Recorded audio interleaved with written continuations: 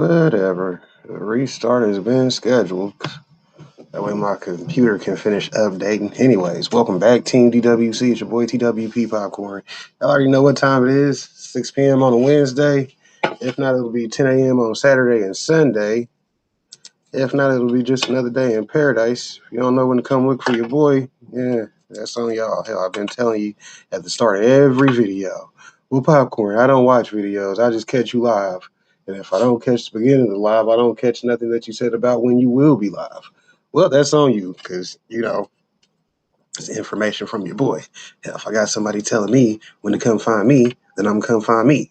Yeah, but if you like the consistent show and the consistent process of me putting together the show, then you'll, know when to pop up so you ain't got to be looking for Popcorn. Hell, he already done told you how to find him. Yeah, real consistency around here. You know what I mean? Hell, somebody got to pat me on the back because it won't pat itself. But let's see. Let's flip the camera around.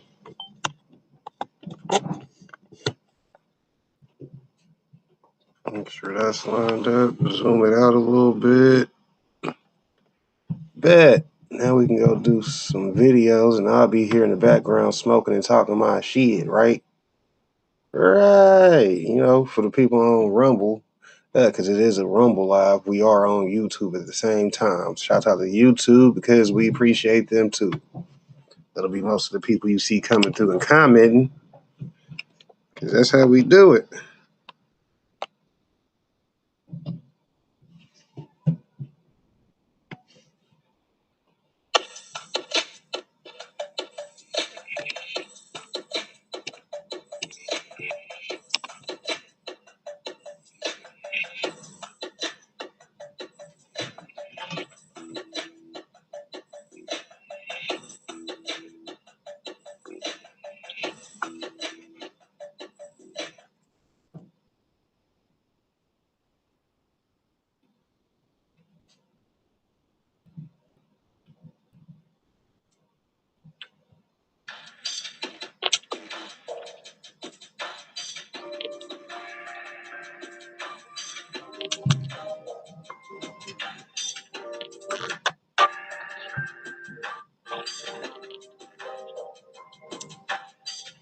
Okay, I didn't see the big homie off in the playlist. I didn't see that was one of his videos.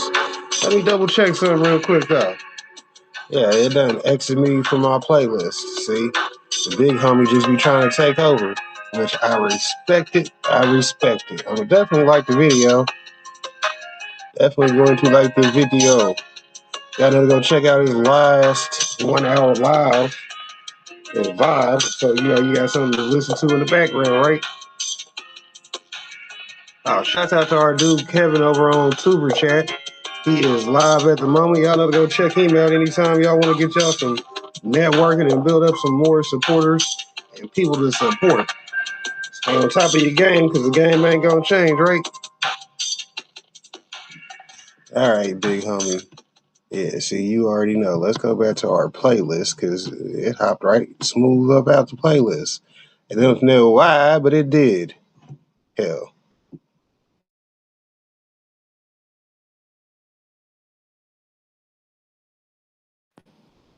Not sure, but we'll go straight back into it.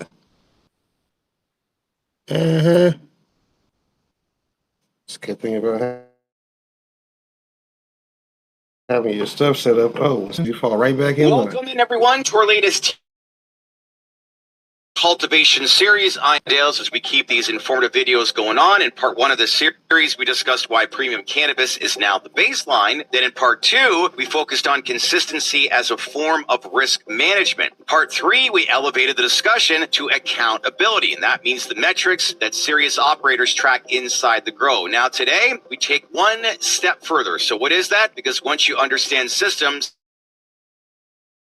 that really consistency and becomes an obvious one. What tools are evolution? So this episode is about next generation cultivation inputs and why structured nutrient platforms like Advanced Nutrients' 8th generation lineup are positioned for the next phase of the industry. And I know a lot of you know that we work with Advanced Nutrients, and the reasons why is because of Big Mike. He's been involved in this industry since the 1980s. So when it comes to the science, the data around cultivation and really growing processes, it's important for people to pay attention and learn. This is all about educational. So with that, let's get into our latest TDR cultivation series. Here we go, everyone. All right, so for years, nutrients, they were treated as interchangeable. Growers would shop price, switch brands, experiment cycle to cycle. But in a margin compressed environment, inputs aren't just expenses anymore. They're variables. And uncontrolled variables, they create what else? Volatility. So if you're running a multi-room facility, you can't afford nutrient inconsistency, formulation drift, or unpredictable uptake patterns. So structured systems like phase-specific feeding programs, they aim to eliminate guesswork. So here's what I want to highlight. The 8th generation Elite series from Advanced Nutrients is built around the principle: reduce variability at the input level so output becomes more stable. Okay, remember that. It's not marketing language. That is definitely operational discipline. And again, I want this to be about education, so you're paying attention. So here we go. So when we look at modern cultivation, it has shifted from reactive to now proactive. Of course it has, because of automation and many other things. Instead of correcting deficiencies mid-cycle, operators are increasingly working off phase-based feeding frameworks, meaning vegetative, transition, bloom, and late stage. Why, you might ask? Because precision early reduces correction later. Better yields, right? So these 8th generation systems, they're structured around cannabis-specific nutrient ratios that are tailored to each grow phase. So when you break this down, the goal isn't to push more product. Instead, the goal is to align nutrient delivery with plant biology at each stage. When feeding becomes standardized, staff training improves. And when staff training improves, execution variance, they decline. And when execution variance decline, then cost per gram, it stabilizes. And that is how cultivation becomes scalable without becoming chaotic. So keep that in mind when you're looking at balance sheets with a lot of these companies moving forward. That is all important. And if you want institutional coverage, these are the questions that are going to be asked. Because when we look at the big picture here, we're now entering an era where wholesale buyers are more selective. Retail shelves, they're crowded, and consumers indeed more educated. And as the industry matures, terpene expression, resin production, and potency consistency are becoming competitive factors. So if you're a grower and you look at next generation nutrient systems, they're not designed just for biomass anymore. They're also designed to optimize metabolite production. When root zone stability improves,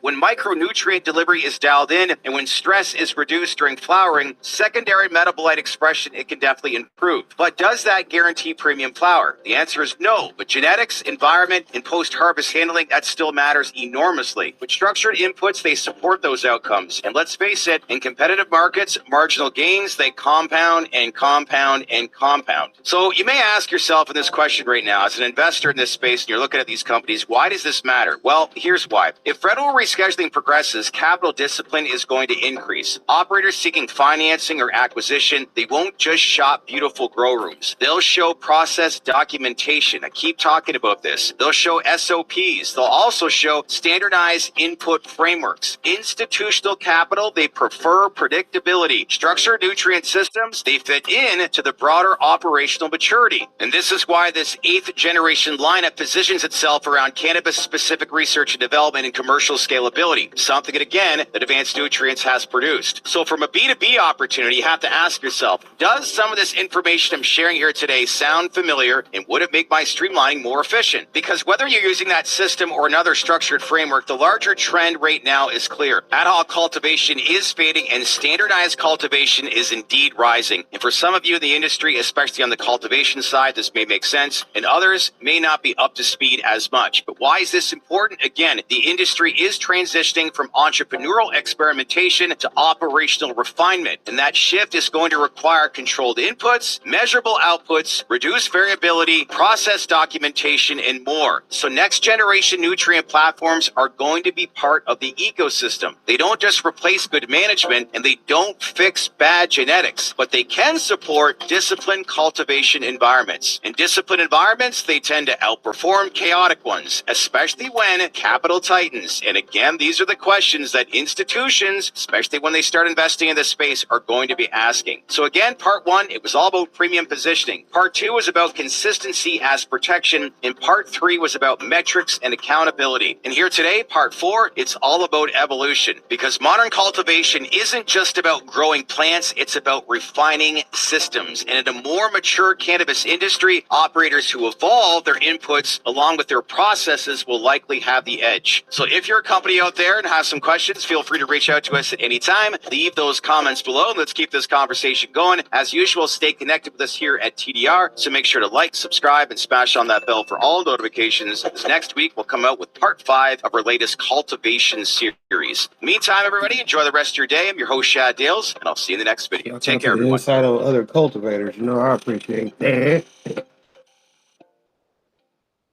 Like he said, hell, you get your grow locked in, then the only thing you got to make sure you're doing is the day-to-day side work.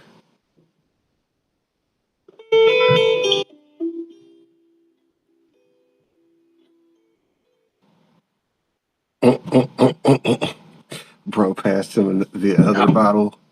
He's like, what are you trying to dangle should my light be, and how close should my light be to my plants? This is the question that I don't think is ever going to get too old, right? With the beauty of LED lights and how much control they have, and also because they've changed the design from lights being a focal point of one singular light in the center to being a panel of lights, right? And you end up having a couple hundred different electrodes coming down your plant. What it has done is that you have the ability to dim down your LED, right? So it lowers the intensity of your light as well as slightly lowers the heat within your tent. And why is that nice, right, to dim it down? Well, it's because maybe you have seedlings or clones or brand new transplants, or you might have plants that are stressed out because they have bug problems, or maybe Pythium sets in, or Versilium wilt sets in. You're able to very quickly dim down the light, and by doing that, it's going to reduce the amount of water the plant's taking up, because the reason why plants take up water is to self-regulate, right? They want to self-regulate their internal temperatures. And so they use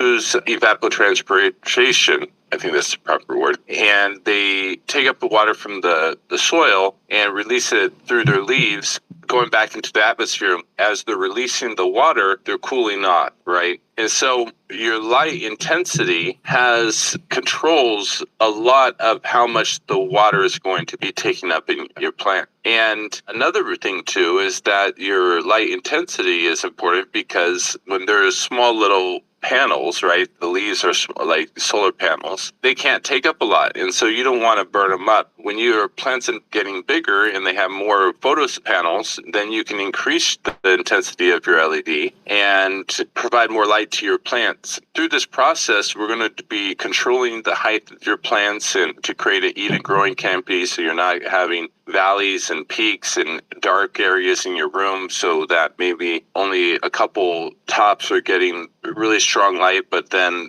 you have valleys that are getting a low amount of light, and then now you end up having the tops of your plants are taking up needing more water, while the bottom of your plants are needing less water, and now you're having a VPD issue with a possible powdery mildew or botrytis setting in because of stagnated water, that the plant isn't moving the water around evenly, right? So through this process, you're going to be controlling the height of these plants so that as you increase your LED lights, it's going to be evenly casting that light over your entire canopy versus, like I said, just a few focal points. So what's too intense? What's too close? Well, really what it comes down to is you don't want it too close to the point where the plants are going to grow right up into the light. And the plants can put on 2 inches, 3 inches a day very easily. So what's going to be a nice safe range? Well, a nice safe range is going to be anywhere from 14 inches to around 20 inches away. And how I like to control and adjust the height of the light and the intensity of the light, because you have to think about it, right? If the light's really close but it's dimmed all the way down, it's not going to hurt the plants at all. You can't be too close, especially when it's dimmed all the way down, but you can't see anything, right? So if you increase the height of it, and you're going to have to increase the intensity a little bit, because as the light gets further away from the plants, the light spreads and it loses its efficiency or its power. And through this process, how I like to train and teach my growers is I don't like to use like all the light electrodes and all the fancy stuff in the industry. I actually just like to pay attention to the leaves. The leaves actually show you through a taco process. And so what I mean, like if you can imagine like eating a taco, how it's concave up, right? That's what your leaves are going to do. They're going to start to, instead of them being a nice like flat panel, they're going to start to create a taco, and you're going to see the tips of the leaves kind of like pushing the light away, is telling you, wow, it's too intense. Can you please reduce the intensity or raise the height of the light? And the reason why I like to teach you guys how to do that is because you're going to have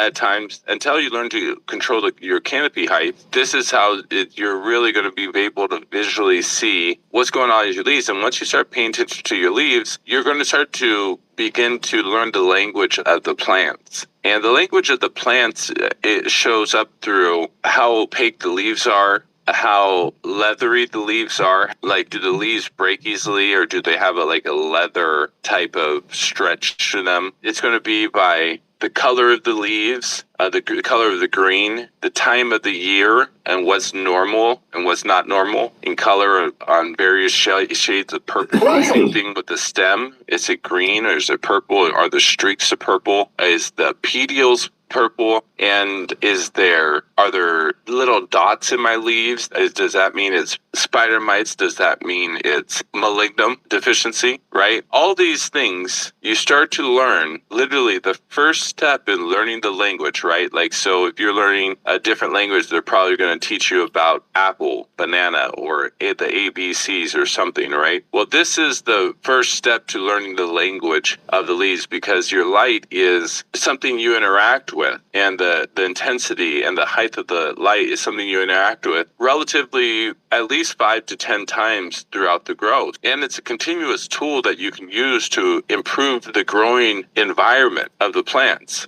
So the first step to learning this new language is by actually using that light and paying attention to how the leaves are looking with the light intensity. So I hope this was helpful.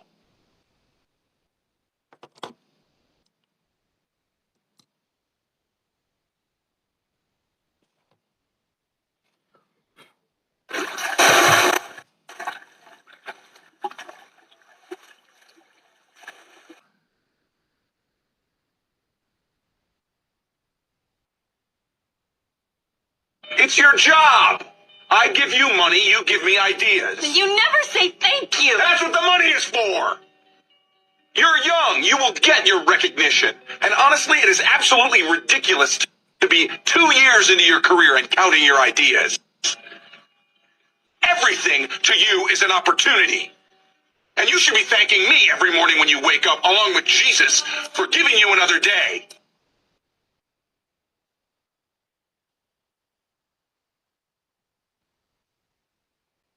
All right, now we're going to turn to a buzzkill for Michigan's legal marijuana market. New numbers from the state's cannabis regulatory agency showing pot sales dropping steeply in January. Recreational cannabis sales fell 16%, far worse than last year's nearly 7% dip. 7 News Detroit reporter Peter Maxwell is talking to industry leaders about what's behind the slide and whether they believe Michigan's market could be going up in smoke. The combination of the new 24% tax and the harsh winter weather and customers stocking up before the new year has left shelves full, and operators say they are worried that the slump could stick around. I was kind of like, oh man, it's a lot. For customers like Eduardo, he wasn't really sure how this new marijuana tax would impact him. It don't really affect you too much if if you don't buy too much like big stuff, you know what I mean? But for recreational shops, it's a different story. January is just a slower month for retail in general. Brian Yono owns Hyde Cannabis in Detroit. He says his sales last month took a hit compared to December. I think I declined in business at least 15%. December was a blockbuster for Michigan. Nearly $270 million in sales. As customers rushed, retailers stocked up before the state's new 24% tax on recreational marijuana kicked in. That was my goal. Hey, let me stock up for the first quarter. The combination of consumers stocking up, harsh winter weather, and the tax hike created a massive blow to the industry. For our company as well, it was the worst sales month we've ever had, we've ever experienced. Doghouse Farm CEO Eric Slutsky says there's a real fear sales could keep sliding all year. It's a number of factors that all kind of came together at the same time, but the tax is definitely one of the big factors. And, I mean, to me, I think one of the big things to get out to everybody, especially to the state and to legislators, is this is the sign of things to come. I definitely think we'll see more stores and wholesalers close. Cannabis attorney John Frazier says the writing was on the wall when lawmakers passed the 24% tax. For businesses that were already on weak financial footing, having less revenue means less profits and less ability to withstand the downturn. But for consumers like Eduardo, the new tax is not stopping him from buying. It's a couple dollars for change, not too much. You know what I mean? It's not too much. On Detroit's west side, Peter Maxwell, 7 News, Detroit. All right, thank you much, Peter. In Detroit.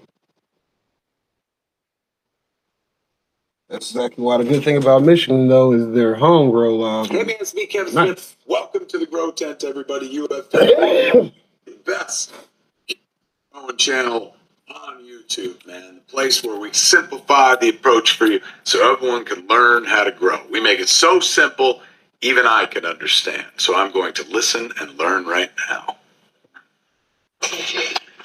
Woo! What's going on, everybody? Welcome back to the Grow Tent. We got a fantastic episode for you today. Today, we're once again talking about the 2025 hemp ban that went into place back in November 13th of 2025. Whenever they reopened the government, they snuck this little amendment in. Piece of fuzz right here on my hat that would also redefine what hemp and marijuana would be. So today we're going to talk about that. I think this is probably the most, since November, this is the email we get the most on, like, what's this going to do? What's this going to mean? We get a lot of questions on it, like, how is this going to impact, their lives and stuff like that. So I talk about this a lot, especially whenever we're doing consults and what the people are trying to do to prepare for it, stuff like that. But today we're going to talk about, we have some new news that came up. So as we all know, in 2025, they passed the hemp bill, and they gave it a 1-year moratorium before it started. So even though they passed it November 13th of 2025, the ban does not go into effect until November 13th of 2026, which is this year, which means we have about, let's say it's the first day of March when this video will drop. We have about 250-ish, a little over 250 days, if my math is correct, a little over 250 days before the ban goes into effect. This little piece of white fuzz on my hat, it's driving me crazy. All right, there we go. So we have about a little over 250 days, not many considering, 365 days in a year. So we're already into the 200s, and we're counting down towards November extremely, extremely fast. So today we're going to talk about what were the 3 possibilities of getting either an extension or repeal on these rules or this new ban, and what is being currently done about it. So that's what we're talking about today. Once again, most popular subject I get in emails or on, if you'd like to email me and talk about this, it's right there, to thegrowtent@gmail.com. That's the number 2, thegrowtent@gmail.com. Or you can head over to WTTGT and join up if you want to get one-on-one consultations with me and sit on video calls just like this. Now go over your garden and talk about whatever you want about the ban. Okay, so after that happened, there was 3 things that popped up on possibilities of either repeals or extensions. The first one is the repeal of it, and that is the American Hemp Protection Act of 2026. I'm not going to hold my breath on this one, guys. I'm not going to hold my breath. This is a complete repeal of the ban, which would be the best thing. But the chances of getting this passed now that this has already been signed into law, don't hold your breath on this one. But we're going to talk about some good things that that people are doing. So don't think this is all going to be negative. It's not all going to be negative. There are all other things that you can even do to help, and we're going to talk about those here in a few minutes. Okay, so talk about that. Let me scoot over so pop-ups up here. So there was two different extensions on the table. One would be a 1 year, and then the other would be another 2-year ban, 2-year extension before the ban would kick in. The reason they're saying that these extensions are necessary is because hemp is not something that you can grow in a month. It's something that takes, especially when you're out talking about outside and in bulk, whenever you're dealing with outside grows, it takes the whole spring, the whole summer, and most of the fall, and then they have to process it. So they're saying only a 1-year extension is not enough. It doesn't give the hemp farmers that rely on this plant enough time to decide whether they're going to plant or not. Because if it takes them the whole spring, whole summer, and most of the fall to grow, that means they've spent the entire year, all the labor, all the equipment, all the money on seeds and water and everything else. They've spent that whole year, 2026, growing this plant. And then whenever it's time to come to fall to harvest, they're not going to have anyone to sell it to because the extension is going to, or there'll be no extension in place. The law starts in November. They've spent a whole year, and all this money and outcome will be for nothing because their product would now be considered to be classified as marijuana. They won't be able to sell it. So that's one of the reasons that's the main reason they're talking about for the extension. So there was two extensions, the 1 year and the 2 year. The first one, we're going to pop up right here. This is for the 1 year. The amendment to delay the hemp THC ban won't get a vote at the Farm Bill hearing because key congressional committee chair signals that they are not germane to the topic of the 2026 Farm Bill. So they are not even going to vote on it. They don't care. They are not even going to vote on whether there should be a 1 year extension. So the 1 year extension is now gone. So all we have left is we have the complete repeal, which is the American Hemp Protection Act, or we have the 2 year extension, which would push this date from 2026 all the way out to November of 2028, and that's the Hemp Planting Predictability Act of 2028. That one still has a little bit of the repeal. Let's be honest, they're not going to repeal it. Would I love it? Would that be the best outcome for all of us? Yes, that would be great because they didn't need to mess with it in the first place. Is it going to happen? I mean, no. I mean, they had to sneak this bill in there in the first place, or this, the hemp ban in there in the first place, because they tried it a bunch of times. They couldn't get any support behind it. So they tacked it onto a piece of legislation that was must pass, and that's how they got it in there. It's very sneaky of them to do it that way, but that's the way it works. That's why we need single issue bills only. So you got to vote on just what the bill is, and then you don't get to sneak any of the other extra stuff in there. What can you do to help? There is actually something going on. You can go visit the U.S. Hemp Roundtable. If you don't know how to find them, you can literally just Google it. It'll bring you right up. They have gathered, I think it's over 140,000 signatures already, and you can fill out this little form, which automatically sends to your congressman asking to help with the extension. You can show your support this exact way. Just go to the U.S. Hemp Roundtable. You can type that right into Google. It'll bring you up to their main page, and they literally have a countdown timer going on their main page of how long before the ban kicks into place. So if you're looking for any way to support this, trying to get your voice out, saying we don't want this, this would be the best place to go. Go to U.S. Hemp Roundtable. You can find them on Google. Go right to their main page, and they have forms already right there, and you can fill those out. Once again, they've already got 140,000 of us to jump on there and to be like, listen, we don't want this. We don't want anything to do with it. You guys snuck it in there, and you're talking about it's going to destroy a $28 billion a year industry, and it's almost $7 billion a year. It's almost $7 billion a year that's going to take off the farmers' plates on top of it that rely on this crop. So you're like, GT, but is there any good news? I mean, I guess we'll throw this up there. Meanwhile, last month, major alcohol retailers came together to encourage Congress to delay the enactment of the law Trump signed, which will federally recriminalize hemp-derived THC beverages and other products. So now the big alcohol that has got control over some of the hemp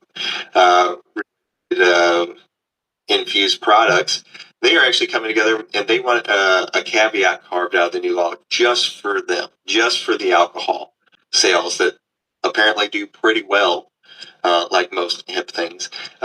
They are now looking for a carve out just for them for the hemp infused, THC infused, hemp infused products that they sell. And since they're big alcohol, this probably has the best chance of succeeding is this one right here. So I hate to tell you, but as of right now, the hemp bill's still coming. The extensions are not getting passed. They're not even voting on them. So we actually do need your help. Go to U.S. Hemp Roundtable, fill out a few forms that you don't want any of. I know we are canna people. We don't like giving our information to the government, but we all need your help. And this is the only way we have to fight back at the present moment because we're fighting against big pharma. We're fighting against big alcohol, and we're actually also fighting against big cannabis. They don't like hemp either. And if you watch some of these other news canna channels, they're all for this ban. They are hyped on it because all they care about is watching their canna stocks go up. We're going to be talking about in the future about not supporting local dispensaries anymore because they're in on this too. Well, at least the big ones, not the small ones. But, we're going to be talking about that in the future also because if this goes through, I'm going to be 100% on no supporting any of the dispensaries train and grow your own. Don't give these people any money. All right. I hope you guys all have a fantastic week coming up. You guys always message me about doing more videos on this. I do it, and then people get sad whenever I. And once again, that's why I promote grow your own and go medical. Because here in Missouri, that's the only thing you got to do. Get your medical card, you got your grow access cultivation authority right there. Boom. There you go. Now you can cultivate in home. So that means if you ain't good at growing, you can get you a what? A freaking caregiver. Shout out to the caregivers. Because that's one of the things we do. You ain't get it grown, I'll come grow it for you. As long as you got your authorization, you can get you a consultation. Yeah, that's exactly how we move.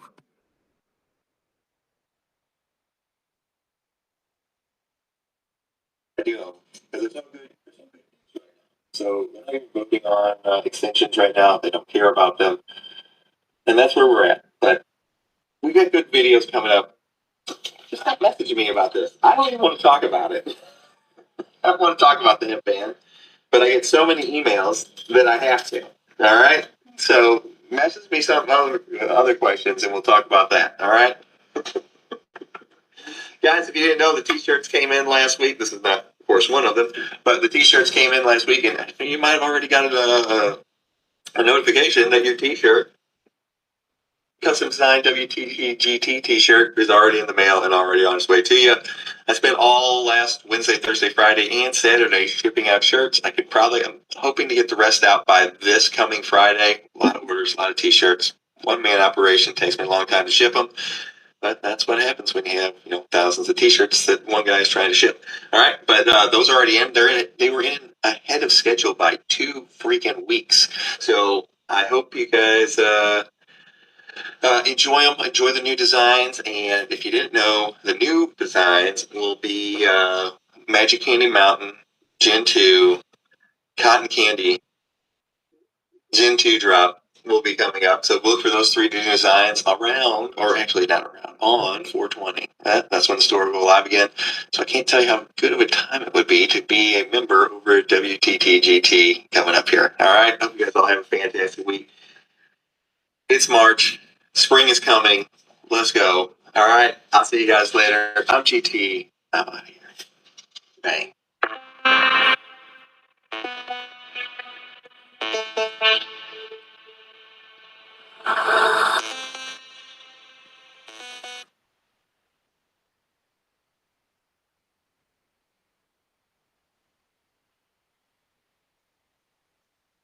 I never bought weed from nobody before. You know what I'm saying?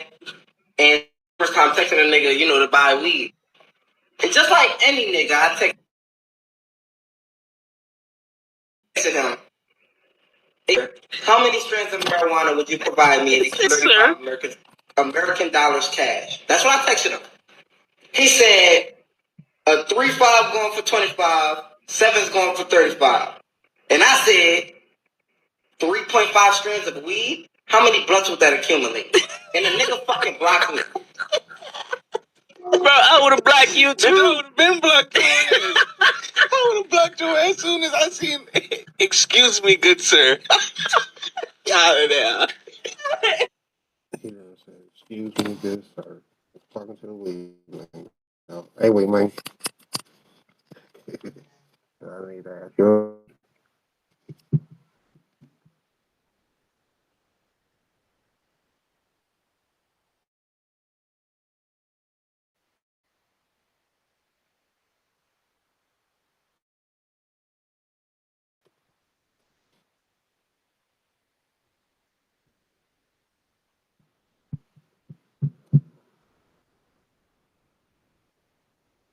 I got out of prison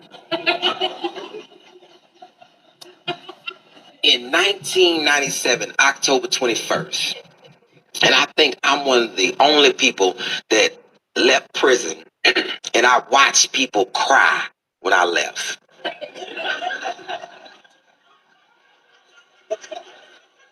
They couldn't even come and say bye. I'm talking about just boo-hoo crying. People, killers. Natural born killers cried. Because the best thing in their entire life was leaving them. Because see, people don't understand. I say I started doing stand-up at Just Joking. I actually started in prison. Because see, I realized when I was there, Good to see I used how to you wake doing? up and dudes be mad all the time. And I was frustrated with them. I'm like, hey man, what y'all mad for? So I would get up every morning and roll the door and say, hey, what's wrong with y'all? Ain't nobody going home today.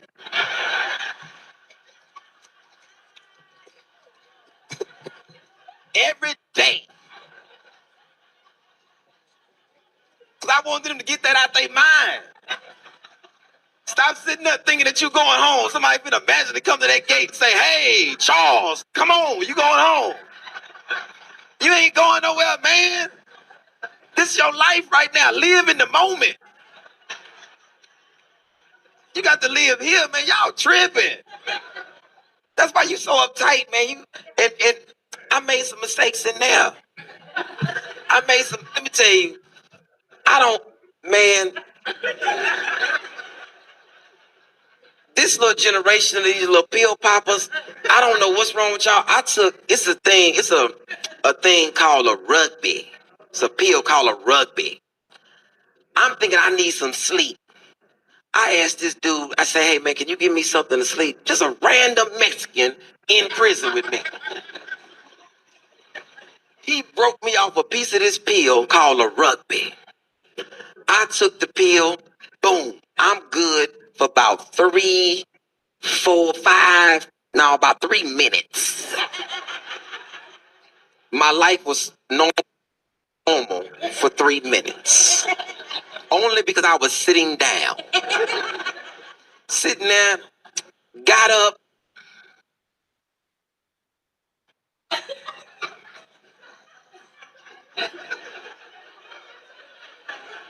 No, I'm gonna sit back down. Definitely gotta go check out Man, Lisa ain't no floor right YouTube there. channel. He been killing it with the numbers. Killing it. It was floor all in here when I walked in here. Killing it. Appreciate that. Ain't no floor. So they call time to go eat. I'm hungry. But my cell, man, it's things going on in here. I'm in my cell having a Exposure is back. What full-blown up, Six? Good to conversation see you. How you about doing? 6 people.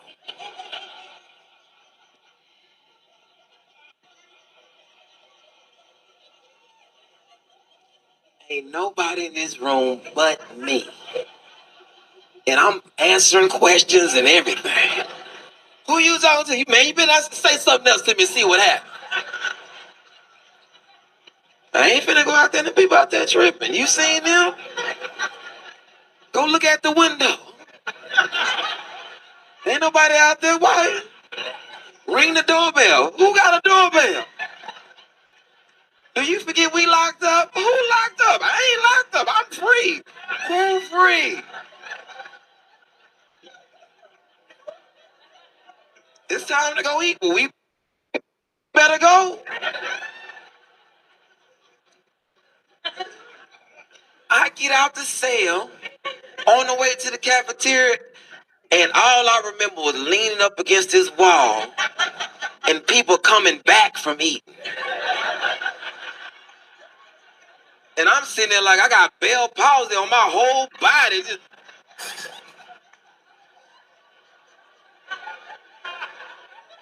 I said, man, where y'all coming from? Say, eating. I'm hungry. I want to eat. Man, you been there for 10 minutes. Who? Me? Man, I just got here. I don't know who y'all talking to. What you better do is stop talking to me.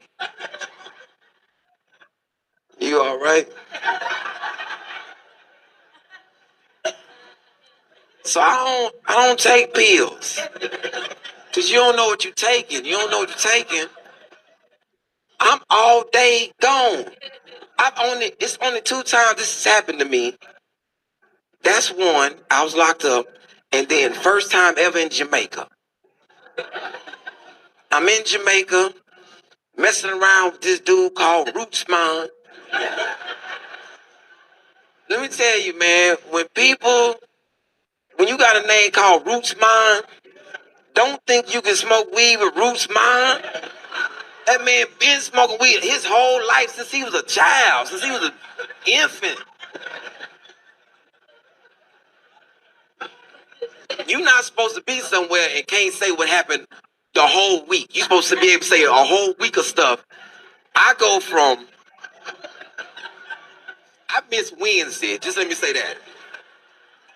It's a Wednesday in my life that I don't know what went on. All I know, I was safe. That's all I know.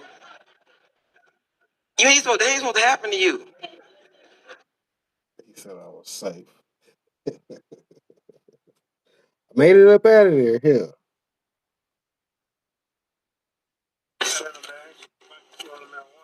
Wilkinson? Yeah. Hey, can you take off your backpack for me really fast? You're just being detained at this time. Do you have any checked luggage? No. You don't? That's all my luggage right there. That's it? Yes. You didn't check a bag? No. Are you traveling with anybody else? Yes, my other brother right there. So this is your brother? Yeah. Come over here. I'm just asking what's going on, though. Did you guys check in the bag? Check in? Yeah. We have a bag you guys was checked under Wilkerson's name. That's my brother. So he has luggage. Yeah. Did he check it in or did you check it in? My brother, it's not his name. Do you want to stay with your brother or do you want to go catch a flight? I mean, you're not saying the bag's yours. I mean, it's not yours. If you don't want to be here, you don't have to be here. We're just trying to figure out whose bag it is. Your brother already said it's your bag. That's where we're at. But then you're telling me it's not your bag. So I got 2 different stories. It was right here. Do you know what he's talking about then? So why would he say that? Hey, where you go? He got on the flight. He's on the plane. So he kind of just left you high and dry.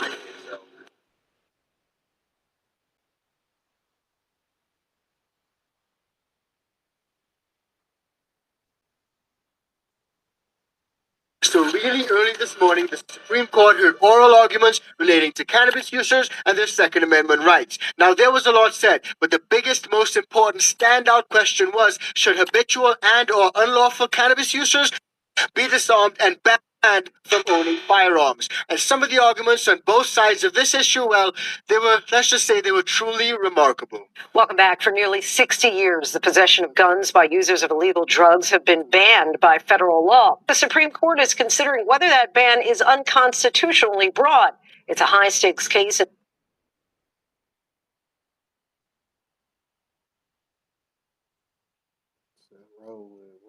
Can you keep rolling? Involving marijuana and the states that have legalized it in some form. Our Devin Dwyer has a closer look at the case and growing debate over whether cannabis should get a carve-out in gun law. In the foothills of Pennsylvania's Allegheny Mountains, oil and forestry are big business. Donald Trump is big politics. And for hunters like Rob Green, guns are a big part of local culture. If you don't support the Second Amendment in Warren County, you probably should leave. Green is an Army veteran and father of 3, and until earlier this year was the top in a decade. Most prosecuted were involved drugs or alcohol. I mean, that's a good 85 to 90%. He also happens to be a user of cannabis, one of 440,000 Pennsylvanians with a state-authorized medical marijuana card. So how often do you use? When I was the DA, once or twice every week or two, maybe once a week on an average would be good. I'm not a daily user. Does marijuana serve a medical purpose for you? Yes. Yes. If it did not, I would not be able to get a medical marijuana card. Marijuana as medical treatment has been legal here since 2016, but consuming cannabis also comes with what Green calls an unconstitutional cost. As of right now, I have 0 firearms. And why is that? I could serve 10 years in prison for having a firearm because I am, according to the feds, an illegal user of marijuana. I mean, it's bull.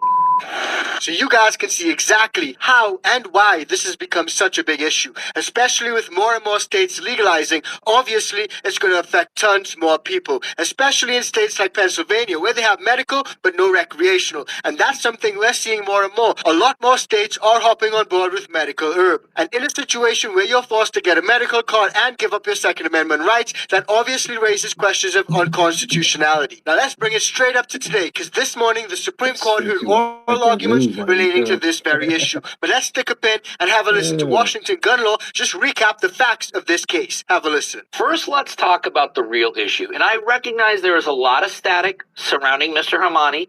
Much of those concerns are probably legitimate. But when we boil down what the operative facts are for this legal issue, it is really this simple. The FBI is concerned that Mr. Hamani lied during an interview when he re-entered the United States at JFK Airport in New York. Based upon that, they obtain a search warrant and they go and search his home. While conducting that search, they find both a Glock handgun and marijuana.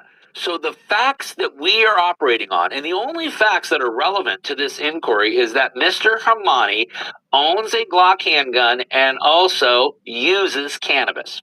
And despite the fact that Mr. Hamani probably could have been rung up on all sorts of charges under 18 United States Code Section 922 G1, the United States Department of Justice instead decides to ring him up on one sole count of a violation of 18 United States Code 922.3, which is how we have ended up here before the United States Supreme Court. So the issue, ignoring all of the static and all of the other stuff that does not matter, the issue before the court is does a law which reads as follows: it shall be unlawful for any person who is an unlawful user of or addicted to any controlled substance as defined by federal law to ship, transport in interstate or foreign commerce, or possess in or affect commerce any firearm or ammunition, or to receive any firearm or ammunition which has been shipped or transported in interstate or foreign commerce. Put more simply, is there a constitutional justification for disarming an individual merely because they occasionally use an unlawful intoxicating substance? Now, while that may seem like a mouthful, it really breaks down to a very simple question. Is this person who is in possession or attempting to purchase a firearm, is he an unlawful user or addicted to any controlled substance? And those are the issues that the Supreme Court heard today when listening to those oral arguments. Now, just in case you didn't know or you weren't there for it, we did live stream the entire Supreme Court hearing this morning, so definitely check it out if you want to hear the full thing. But the important thing is that certain situations, folks like this guy, they may be barred from actually owning firearms simply because they're habitual users of the good herb. And as this person said right here, Mr. Rob Green, who's a former district attorney, he had to give up all of his firearms simply because he has a medical card. One question. The other side has conceded that you can have laws that prohibit people while while they've taken illegal drugs from possessing a firearm. That's correct. There's no argument about that. I believe that's correct. And I think they've even gone so far to say you can prohibit a drug user from possessing the gun while using the drugs. They seem to suggest that, yeah. All right. So really the question is whether someone who possesses the gun and drinks socially at a bar, drinks socially somewhere else, takes a stick of marijuana at a party, whether you can prosecute that person.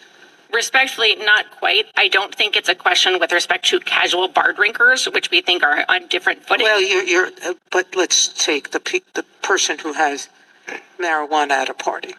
If the person is doing so habitually and repeatedly, they at are parties, even though the gun is somewhere else. That is correct. All right, I just want to know what you're. So based on that, habitual users, unlawful users, they may get caught up under the same net. But one massive question that everyone is asking is, since President Trump signed that executive order to reclassify the gun from Schedule 1 to Schedule 3, how does that change everything, if at all? Congress has prohibited the feds from cracking down on state medical marijuana programs, and President Trump recently signed an executive order loosening restrictions. It's an honor to do this. But cannabis is still banned under federal law.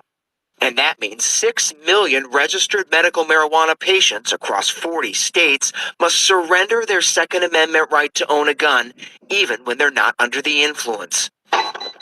Pennsylvania gun dealer Tim Parker says the law is still the law.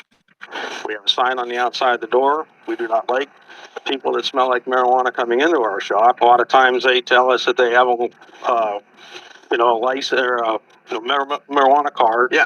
And they're legally allowed to have it. I said, well, you're not allowed to come in here. We will not sell you anything. Parker showed us how gun buyers must attest on a federal form under threat of felony prosecution that they don't use marijuana or any other illegal drug.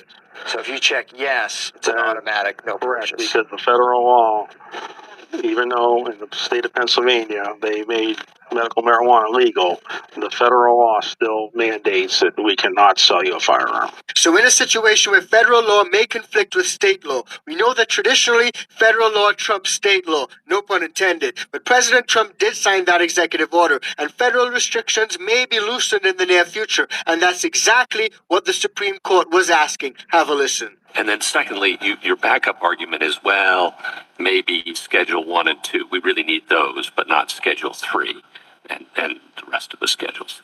If that's the case, what do we do with this case? Given that, yes, it's presently a Schedule 1 drug, but the government is ready for an upgrade. Considering rescheduling it to a Schedule 3 drug. Why bring this case? Why is this the test case? Why is this the test case? I mean, one is that, first of all, at the time when the offense was committed, marijuana is and was a Schedule 1 drug. Two is the government has not made final decisions with respect to what to do with marijuana. But I think something that is clear from the NPRM, at least, again, bracketing like what happens in ensuing stages, is that even Schedule 3 drugs, which include things like ketamine, the difference is they have some medically accepted uses, not that they're not dangerous, not that they don't present. No, I understand that's your primary argument, is they all count. That's your backup argument is we'll stop at Schedule 2. I don't know why, but okay. But the drug that is involved in this case might wind up being a Schedule 3 drug tomorrow. Yes, I understand that. And I think what I'm saying is not so much there's like a hard and fast, like special magical Second Amendment rule that says Schedule 2 and no further. It's just if you wanted to sort of set if you wanted to rule out like Schedule 5 or Schedule 4 for Ambien, the cutoff with respect to dangerousness like does diminish. And I think the court could say you could bracket potentially as applied challenges if you wanted to do that. I'm just saying this is a fallback. That's not the government's main position, but I think when you see the way the scheduling works and the statutory criteria, I understand that. It's just an odd case to have chosen to test the principle when the government itself is potentially rescheduling it as a drug that it wouldn't think would qualify under at least its backup argument. I think we would not concede that it wouldn't qualify. I think the government has to make a decision with respect to the risk potential of marijuana and other externalities, assuming, again, this is a process that has not yet unfolded, which I can't commit to anymore. Thank you. So like I said at the very beginning, there were tons of points of contention to come out of these oral arguments, which were before the Supreme Court. And some of those did involve unlawful users, habitual users, but also had comparisons made to alcohol. And we're going to get into it all in a little bit more detail. But before we do, just a quick reminder, if you're getting value from this video, please do like, share, and subscribe to the channel. And if you want to support us further, join the ICANN VIP Bean Club or cop some merch from our merch store. We got that new American-grown hoodie, The Good Herb. Use that code ICANNTHC and grab it now. And if you happen to be a home gardener, try the ICANN Organics. Use the code LEGAL. It works on the bundle and the seeds. Even though in the state of Pennsylvania they made medical marijuana legal, the federal law still mandates that we cannot sell you a firearm. Since 1998, the FBI says countless drug users have been turned away by gun dealers because of that form, in addition to more than 240,000 customers flagged for drug-related convictions by the background check system. The Trump administration calls the gun ban for drug users a cornerstone of public safety. Those are the kind of people that shouldn't be carrying a gun, because it's all split-second things, and a gun doesn't think for itself. Guns don't kill people. People kill people, not guns. This is our gun room. The potential dangers of combining drugs and guns is apparent inside the City of Erie Police Department gun vault, lined with boxes of 700 firearms confiscated in crimes since 2023. How many of these guns would be associated with drugs? I mean, so 170-ish that we took them and confiscated with drugs, but I would probably guess 70% of these probably were involved in the drugs. Had some connection. Had some connection, yeah. Now, that right there is my problem with a lot of this, guys. A lot of it has to do with probabilities and assumptions. And that's what we heard in the Supreme Court oral argument hearings today. Because a lot of distinctions were drawn between legal users and addicts and unlawful users, and even parallels with drunkards. Have a listen. Ms. Gorsuch, just a couple quick questions more. Sorry. No. 922 G3 has two prongs, as we discussed. One is you're an unlawful user, and the second is you're an addict. And you prosecuted Mr. Hamani only under the first prong, unlawful user. Correct. You're asking us now to understand that prong to mean an habitual user. Correct. What's left of the second prong? Do you render it superfluous, given that an addict is defined by the statute as an habitual user? So two pieces of this. One, it's not superfluous. An addict is someone who has an uncontrollable urge to use this substance regardless of whether they have access to it at a particular moment in time. You can be an addict and not be an unlawful user because, for instance, you're in a treatment. I thought the CSA definition of an addict was any individual who habitually uses a narcotic drug so as to endanger the public morals, health, blah, blah, blah, blah, blah. Yes. So the second part of this is, I think respondent is being very careful to say we're not actually, no one thinks that that is the actual operative definition. I don't think you could, because it says narcotics. It is obviously not the definition that Congress is using. It's limited to narcotics for the purpose in the Controlled Substances Act of dealing with treatment facilities. So the ordinary meaning that's been adopted by the government with dictionary definitions and all the courts of appeals is not that. It does cover both concepts. It covers unlawful user is someone judged by the objective criteria of their frequency of use. An addict is someone who has an uncontrollable urge. They can overlap, but they are also there are situations, as perhaps here, where... I've got it. Thank Okay. So an addict may overlap with an unlawful user, and both of them may be grounds for disarming folks. But the distinction between addicts and unlawful users runs even deeper than that, because in some of these states, what you're doing may be considered legal. Mr. Chief Justice, and may it please the court. The question in this case is a narrow one. Can the unlawful user prong of 922 G3 be constitutionally applied to Ali Hamani? The answer is no. In fact, it can't constitutionally be applied to anyone because the statute fails to provide fair notice of what makes someone an unlawful user of a controlled substance and can be stripped of their Second Amendment rights. But even assuming the statute could be applied to Mr. Hamani consistent with due process, it could not be applied to him consistent with the Second Amendment. The government reads the unlawful user prong to cover anyone who is engaged in habitual use of a controlled substance.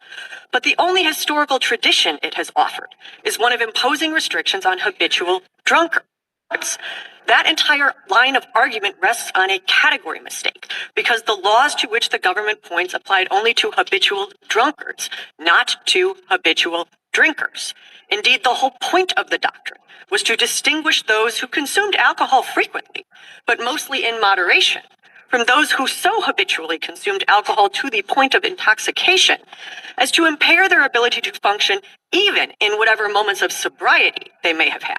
And that distinction was critical, as deeming anyone who regularly consumed alcohol a habitual drunkard would have given the government sweeping power to subject much of the populace to hard labor, guardianship, civil commitment, and incarceration. Now, to be sure, the habitual drunkard tradition may well support disarming people who are addicted to a controlled substance, which is, in fact, the dominant approach in the states today. And perhaps it could justify a categorical approach as to certain substances if the government is able to actually prove that a particular substance is in fact so addictive and dangerous as to make anyone who regularly consumes it akin to a habitual drunkard of yore. But it cannot support disarming someone based solely on the fact that he consumes a few times a week something that Congress has designated a controlled substance. I welcome the court's questions. So guys, there's so much to unpack from this Supreme Court oral argument hearing, and I do implore you guys to listen to the whole thing, because in particular, the comparisons that they drew with alcohol to the good herb, they're really interesting, and it also paints a picture as to why things are currently the way they are. Now, that being said, there are a few other issues that they did raise in that hearing that I found really interesting, and one of those was some of the other controlled substances, such as Tylenol with codeine, Robitussin, testosterone, all sorts. Have a listen. So, Ms. Harris, when you were going through with Justice Kagan the considerations in the Controlled Substances Act for winding up on one of the schedules, there are a panoply, right? And you can wind up for one reason and maybe not for another. Is proclivity to violence expressly one of the things that's taken into account in putting a drug on the schedule?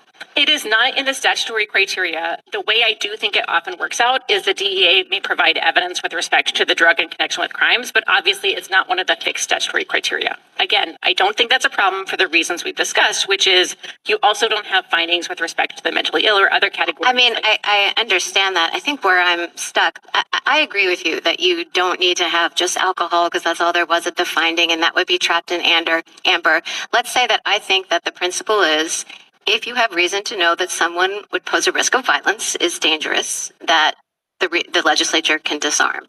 I guess when I look at these drugs, however, I mean, Robitussin, Ambien, Tylenol with codeine, testosterone, Adderall, I mean, none of those drugs strike me, I mean, I'm not a pharmacologist, but none of those drugs strike me as drugs for which it is obvious that a risk of violence would ensue.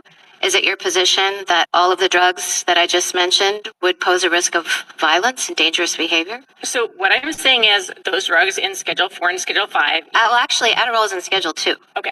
Just with, yes, I'm sorry, I'm less familiar with Adderall on the scheduling. But with respect to these categories of drugs, whichever schedule they're on, you have to be using them habitually and not for their prescribed purpose. So yes, our position is if you are in that category, you are doing something that is... So it's the lawfulness, because what if you're a college student and you take your roommate's Ritalin twice a week because you think it's going to help you take exams? Yeah, and I think we're going to get to a place where you're into ketamine and other drugs, ketamine being Schedule 3, it's a lesser version of PCP. So the problem is that if you take Adderall, then you slide into other drugs? I think it is a problem of who decides what the adequate proxy for dangerousness is. And if you wanted to go on... But you just said, I think it's clear when you look at the Controlled Substances Act, dangerous is not necessarily the primary reason why, or even a reason why all of these drugs land on the list. And so I guess my concern is, let's say that I think Congress could make a determination, maybe, I don't know. I mean, there was just an article in the New York Times about the dangers of marijuana, and, maybe that's true. Maybe THC concentrations are higher nowadays, and that does have bad effects on, bad mind-altering effects, and maybe it gives rise to violence. I just don't see that. My concern, and maybe you can dispel it, my concern is I just don't see that determination was made here. I guess I would point you to, again, if you wanted comfort with respect to marijuana in particular, the whole history of rescheduling, the determinations made with respect to that substance, et cetera. And I think the other thing to consider is if... And where does it say that it leads to violence? There are... History. First of all, I guess I would point to the court's cases, which many of which are cases in which there is a strong connection between marijuana use and violence. But I would just take a step back and say, if that is the key, if you have to have some determination that, say, the mentally ill or particular drugs present a risk of dangerousness as opposed to the common sense notion backed by all of this evidence, backed by these processes, that when you are frequently using these mind-altering substances, you are in the class of people who present a special danger of misuse, just so long as you're habitually doing it. I think that's more of a guardrail. There's no such thing for habitual drunkards. No one was going around saying habitual drunkards are, as a class, unsafe because the justice of the peace isn't saying this particular habitual drunkard is too unsafe to do anything. So you guys can see why and how this whole thing has become so complicated over the years, especially as, like I said, more states legalize and more folks are getting their medical cards or using the good herb for medical purposes. Police Chief Richard Laura says medical marijuana is not a top threat, but does pose a danger when combined with guns. We don't want someone who's under the influence of alcohol or methamphetamine or cocaine or marijuana to be handling a firearm. Obviously, there's some safety issues there. The Justice Department says it prosecutes 300 cases a year in which a violation of the drug user gun ban was the leading charge. One recent high-profile case involved Hunter Biden, a self-confessed recovering crack cocaine addict, who was charged with lying on the federal gun transaction form and obtaining a firearm.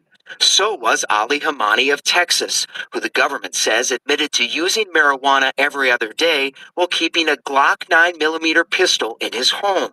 But a federal court said the ban enacted by Congress in 1968 is too broad and unconstitutional as applied. It's unconstitutional because, and we're talking about a statute that renders it a felony for a person who is they're sober or intoxicated, no matter what. The Hamani decision spawned a rare alliance. The Trump administration, gun safety advocates, and anti-drug groups now appealing to the Supreme Court to hold the line. They say a ban on guns for people who use illegal drugs, including medical marijuana, is rooted in the nation's history. And I think that right there is the big issue, guys. Having reefer madness rooted in your nation's history will obviously cause issues like this. And personally, I think that we need to move away from the mindset of the good herb being a drug, and also move away from the mindset that if you're a user, you're automatically addicted and a threat and also very dangerous. But it's not about what I think, it's about what you guys think. So drop your thoughts and concerns in the comment section down below. Do you guys think that unlawful users or habitual users or users of the good herb in general should be banned and disarmed and prohibited from owning firearms? Let me know where you guys stand on this issue in the comment section down below. Now, in our next video, it feels like we're seeing everyone turn against the good herb, from lawmakers and politicians to the media and now even celebrities. As Pete Davidson said that weed causes psychosis, makes you hear voices, and even makes you see yourself while sitting next to yourself. It's all absolutely mind-blowing. So if you haven't seen that, check it out. It's coming up right now.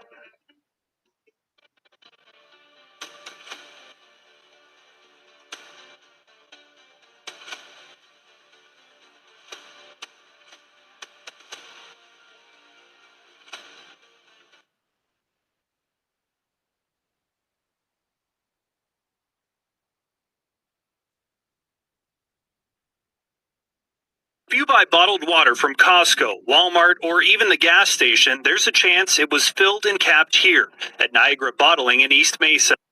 33-year-old Francisco Huerta, a former warehouse employee, was arrested last week and charged with 2 felony counts of theft.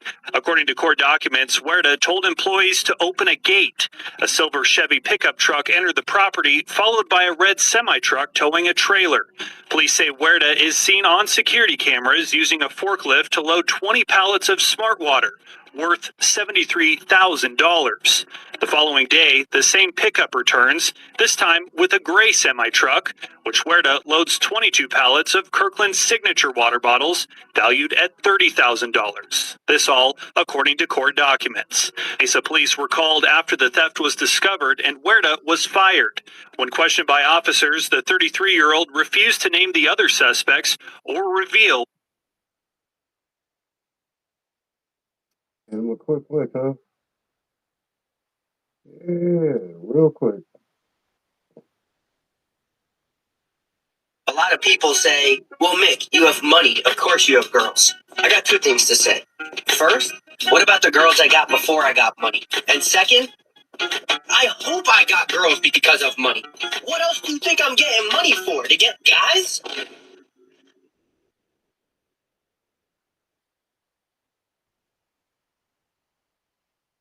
What's up, everyone? Welcome into our latest TDR Cannabis in 5. I'm your host, Shad Dales. Today's podcast is presented by FlowHub, your real-time cannabis retail operating system built to help stores stay compliant and profitable as the market evolves. If you want to learn more, book a demo at flowhub.com. So today, we've got big encouragement from Virginia, where lawmakers have taken yet another major step, finally launching adult-use recreational sales in the Commonwealth state. As we know, we've been following this story quite a bit lately. It's years in the making, and we've got the latest on how it may actually come to fruition here in later 2026. So let's find out, learn more here in our latest TDR Cannabis in 5. So let's focus on Virginia because it's now closer than ever to launching adult use marijuana sales. So as we know, after years of delay and repeated vetoes, lawmakers now appear poised to send a compromise legalization bill to the governor that could finally make regulated recreational sales a reality later this year. And everyone, this is good. Because as we look back and recap, Virginia first legalized adult possession and home cultivation of cannabis back in 2021, but commercial sales have been stalled repeatedly, largely because our good friend Governor Glenn Youngkin, or former Governor Glenn Youngkin, who vetoed past efforts to create a regulated retail market. But now, with the Democratic majority in the 164th Virginia General Assembly, that's changed, and lawmakers appear ready to move forward, not to mention a new governor, Abigail Spanberger. Very good for adult use to pass in Virginia, because really, here is what's going on in the state right now. State senators just advanced a House-passed marijuana sales bill, making it largely consistent with the Senate's first version of the legislation and clearing another committee hurdle as the commercial launch inches closer. Both the House bill, HB 642, and the Senate bill, SB 542, would create a regulated framework allowing adults 21 and older to legally purchase cannabis up to 2.5 ounces at a time, and would set seed to sale regulations for cultivation, processing, testing, and retail. Yes, everyone. But I do want to highlight the versions differ slightly. The House bill right now would set legal sales to start as early as November 1, 2026, and the Senate bill would begin adult use sales on January 1, 2027. So either or, good problem to have. The two chambers will now negotiate to reconcile the timelines, tax structures, and other details before passing a final unified bill to go to the governor's desk. So all signs point very, very positive right now. Another thing to include is tax and market design. The Senate proposal includes a 12.875% excise tax, plus standard sales taxes and a mandatory 3% local tax. The House version puts a lower excise tax in place at 6%, with local option taxes up to 3.5%. Both plans prevent local governments from opting out, meaning cannabis retail would be allowed statewide under the law once it's indeed enacted. Also, something to point out too, the bills create opportunities for delivery services, equity reinvestment funding, and cannabis micro-business models as part of building out the marketplace. So all signs, again, point on the positive side. And speaking of positive, before we look at what these changes mean for operators, here's a quick word from our today's sponsor, FlowHub. FlowHub gives cannabis retailers a trustworthy, compliant, real-time, point-of-sale inventory platform to run their business with confidence. So whether you're tracking taxes, managing inventories across multiple locations, or preparing for a new adult-use market like Virginia, from retail to analytics to compliance, FlowHub helps shops stay ahead of regulatory changes so they can focus on serving customers and growing responsibly. If you want to learn more, check out and book a demo at flowhub.com to learn how they can power your store's next chapter. Check it out right now, everyone. All right, as we channel this all in, what is this now going to mean for the overall market? Why does this matter? Well, there's a lot of reasons why it matters. If Virginia does launch adult use sales this year, it will finally activate one of the most anticipated state cannabis markets in the region, one that's already primed with established medical operators and strong patient demand. It also could change the narrative in southern states. It's the first major southern state that'll pass adult use sales. Sales projections right now from industry analysts, they suggest this could become a high demand market once retail stores open, especially given the strength of the existing medical program and pent up consumer demand. Yeah, remember Maryland a couple years ago? Importantly, lawmakers are also advancing resentencing relief save for prior marijuana convictions, meaning adult use legislation could carry justice and equity components alongside the retail framework. Checkmark. That's another positive. So really, what's next, everyone? Here's the sequence to watch moving forward. Number one, the House and Senate must finalize a single compromise bill, and all signs point to that. Number two, the governor, Abigail Spanberger, has signaled support and is expected to sign once it reaches her desk. Again, positive. Three, licensing and regulatory framework will be released, including timelines for applications. And number four, adult use retail could start as early as late 26 or early 2027. So in closing here today, everyone, Virginia's latest move is an important signal. Sales are finally within sight, so we'll keep tracking this bill throughout the negotiation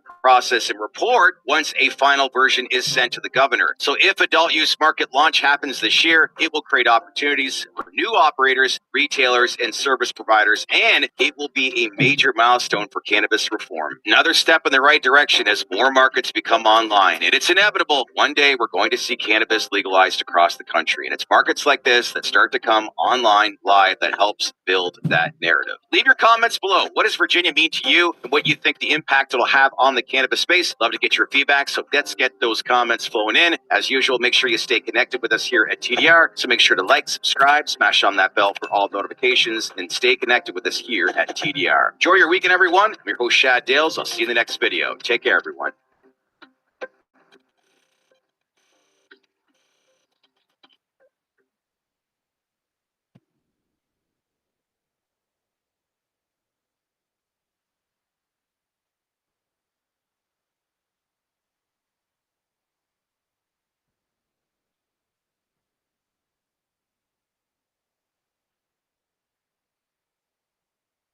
At 11 tonight, increased debate over a bill in Georgia that would not allow law enforcement to stop, search, or arrest someone for smelling like marijuana. Atlanta News First, Alani Latang is live tonight outside the state capitol, speaking with advocates and opponents of this bill. So how does this break down, Alani? Yeah, so Blair, people in favor, advocates, say that this would give police clear, objective standards for how to handle people. But those opposed say this creates safety concerns because if an officer can't pull over someone for the scent of marijuana, they are concerned that other crimes are also being committed. Our concern is to make sure that we protect all people without being subjected to the smell. Just smelling marijuana soon might not be enough for police to stop, search, or arrest people under a new bill moving through the state legislature. Advocates are hoping to see it through, but it is now delayed for a committee vote. I do think that folks of Georgia deserve not to be pulled over for the smell of marijuana. It's a bill that could have stopped police from pulling over former DeKalb County police officer Corey Lowe over the smell of her daughter's hemp seizure medicine and her CBD cigarettes. She says all this despite showing officers her low THC card and a receipt from a dispensary. We're patient and we're trying to do everything legally, but we have to spend $25,000 fighting the case. The smell alone is not an indication that there's any illegal activity.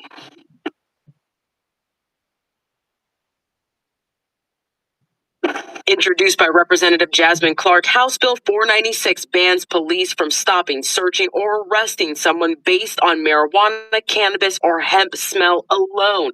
Clark argues this does not limit police practices, saying legal hemp and marijuana smell the same. And you cannot distinguish between the two. We want to make sure that police officers are using something that is measurable, objective, verifiable, and not something that could get tied up in court. I think it's dangerous policy.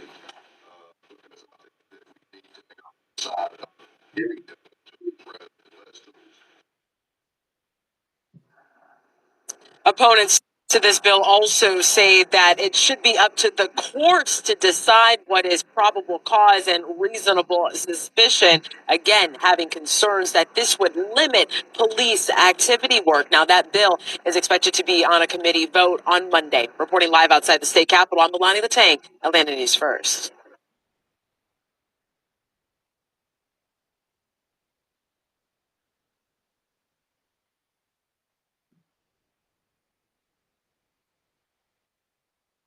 Welcome to our channel.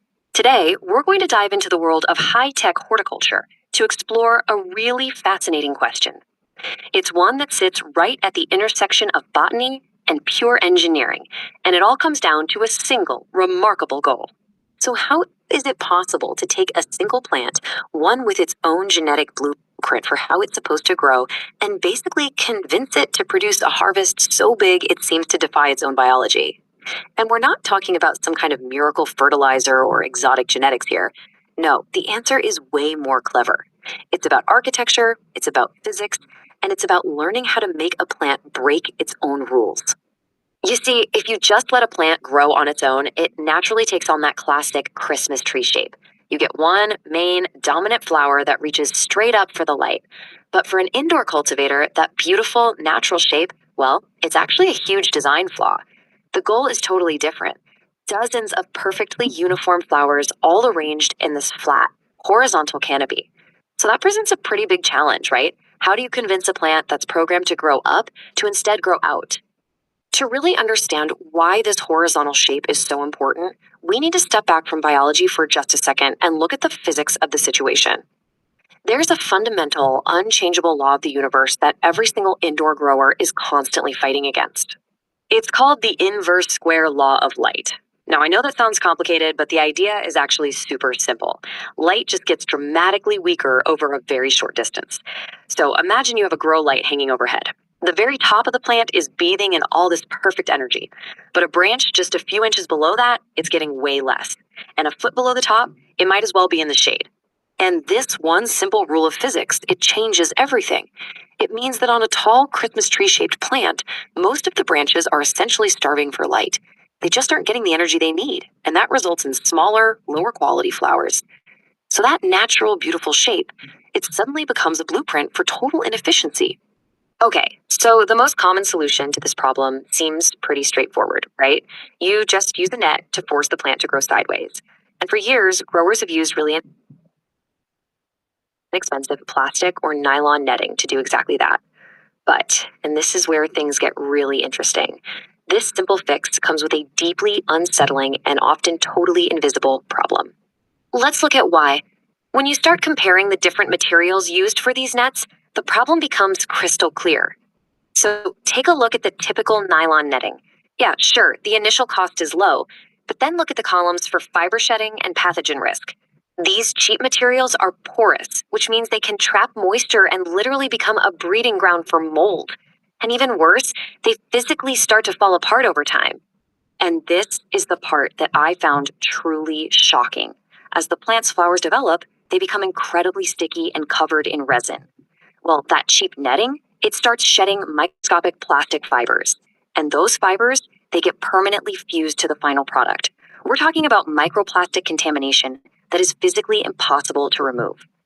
Please like and subscribe. It really helps our channel a lot. Okay, so if the cheap, common solution is actually a contaminant, then what is the real answer? Well, the truly elegant solution isn't about brute force. It's about something much more sophisticated.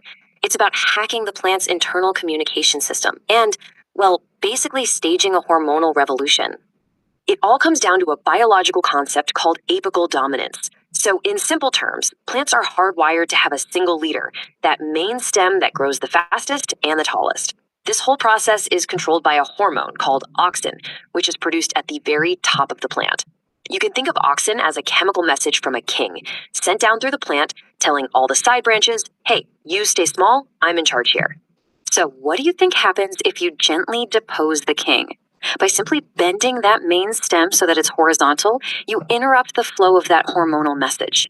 All of those side branches, they suddenly stop getting the signal to stay small. In fact, each one of them starts to think it's the new leader, and they all start growing upwards towards the light with equal energy. You've just created a revolution, all with a simple change in geometry. This brilliant technique, the one that combines that biological hack with a physical structure, it has a name.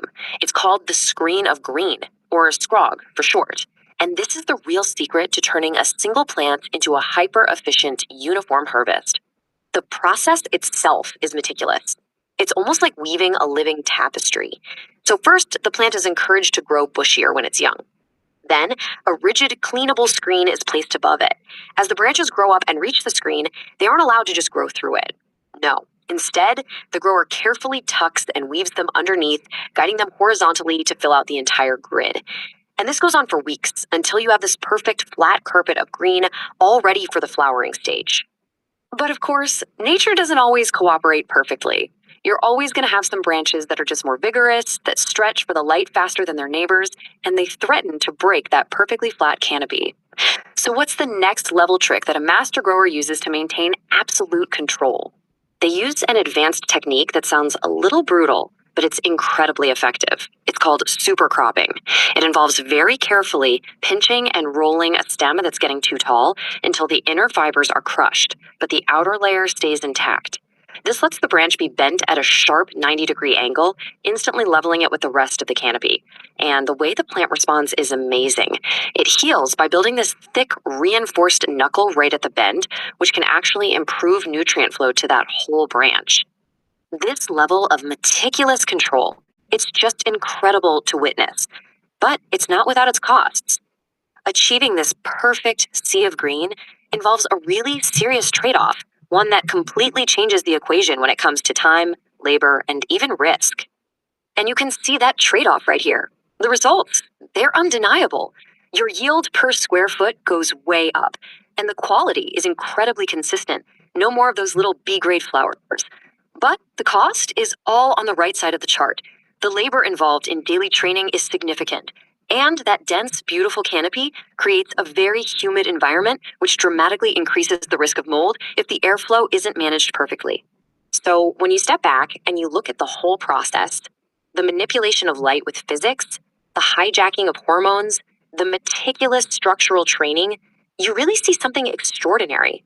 It's a method that's so intensive, so deeply manipulative of a plant's natural life cycle, that it really makes you wonder, at what point does this stop being agriculture and start becoming biological engineering? Thanks for watching. This content does not constitute medical advice, legal advice, or recommendations for the use, self-treatment, or consumption of any substance.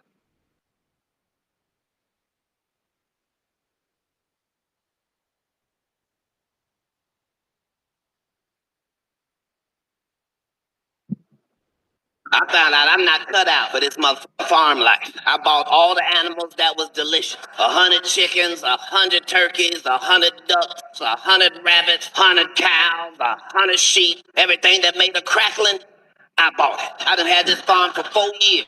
We ain't killed a motherfucking animal yet. I don't know how you do this. I'm gonna eat these.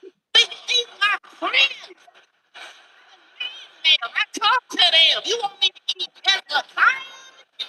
At the farm 4 years, we still DoorDash and Popeyes, and the chickens cutting off the DoorDash. Okay, how delicious they are. They are as cute as they are delicious. If you can kill a baby goat, your ass is a monster. That motherfucker don't do nothing but be happy to be alive all day long. Crying with mint jelly in my hands.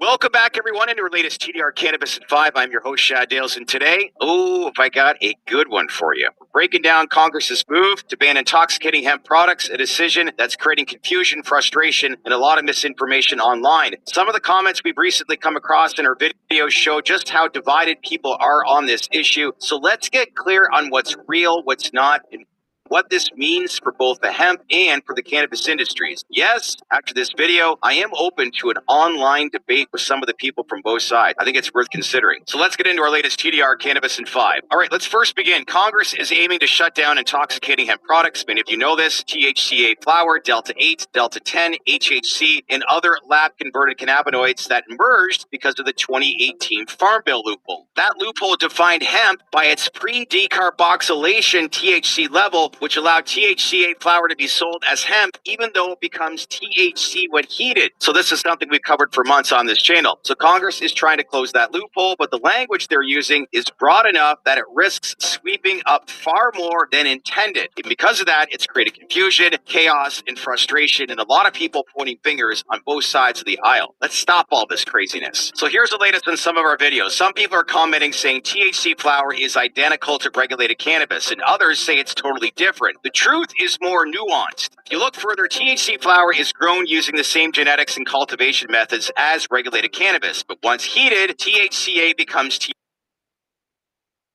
THC, the same intoxicating compound in state legal cannabis. The only reason it's been legal is because of the testing loophole, not because it's fundamentally different. So yes, THCA flower is effectively cannabis, but that doesn't mean every hemp operator selling it is a bad actor. Many simply operated within the law as written. But still, it's important to be clear, the loophole existed and Congress was always going to address it. And if you're on the hemp side, you got to accept that. And with that, this is where the real danger lies. The current definition Congress is using could unintentionally ban the following: full spectrum CBD products, including formulas similar to Charlotte's Web, also CBD oils with trace THC ratios like 20:1 CBD to THC. And then here's another one that's gotten a lot of people's attention: hemp genetics and seed sales, also non-intoxicating hemp products that rely on natural cannabinoid profiles. When you look at Charlotte's Web, the product that helped launch the modern CBD movement, they originally had 20:1 CBD THC ratio. So under that current language, that product could be illegal. And this is why the industry is sounding the alarm. But there's more information that is indeed coming. So Congress right now, as it stands, is trying to target intoxicating hemp. But the definition they're using, it could wipe out products that have been safely used for a decade. So why is this problem occurring? Because there is a reputation problem inside the hemp industry. Because it's another theme in the comments, and it's frustrating with national brand pushing lab converted cannabinoids. Some of these companies, they built massive distribution networks while selling products that indeed skirt regulation. So this, in return, it created a reputation problem for the entire hemp industry, and that's where we are right now. But it's important also to separate what's going on within the hemp space, because one, there's small hemp farmers that are growing CBD or compliant flower. There's also companies selling synthetic or lab converted cannabinoids, and then there's retailers pushing intoxicating products with little oversight. So you see how there's some moving parts here in opposite direction. And Congress isn't making that distinction, and that's the issue right now in all this. It's a blanket ban across the entire industry. And one thing some of the comments often miss is that not every state is treating hemp operators the same way. No, it's far from it. So if you look at it, take Virginia, for example. The state right now is preparing to launch a regulated cannabis program, and they're giving hemp businesses, including those who benefited from the loophole, a pathway to become fully licensed state legal operators. So this is an important point. Some states are choosing to integrate hemp operators instead of eliminating them. And meanwhile, Congress's approach, however, it's federal and it's blunt. It doesn't offer transition pathways. It doesn't distinguish between responsible and irresponsible operators. It simply bans intoxicating hemp outright. We've had some of these discussions, including with Kevin McKernan, about how this broad hemp ban does not make sense. It's like going from one end of the spectrum to the opposite end with the same outcome as to what Mitch McConnell did back in 2018 when he passed hemp to begin with. So let's now channel this in and why this moment matters for both industry, because this ban, it's more than just hemp. It's about the collision between one, the cannabis industry moving towards federal reform, also two, a hemp industry that grew faster than regulators expected, and then three, a loophole that blurred the line between the two. We also have Congress trying to regulate a plant with outdated definitions. Surprise, surprise, Washington, outdated. So consumers, they don't care about legal categories. They care about access, safety, and consistency. Policymakers, they're still trying to force hemp and cannabis into separate boxes that no longer reflect reality. So in closing here, the hemp industry isn't monolithic, and the cannabis industry isn't monolithic either. The real issue is unclear. Outdated policy that doesn't reflect how these markets actually work. Congress is trying to close a loophole, but in doing so, they may end up banning full spectrum CBD, eliminating seed genetics, and shutting down responsible operators who played by the rules.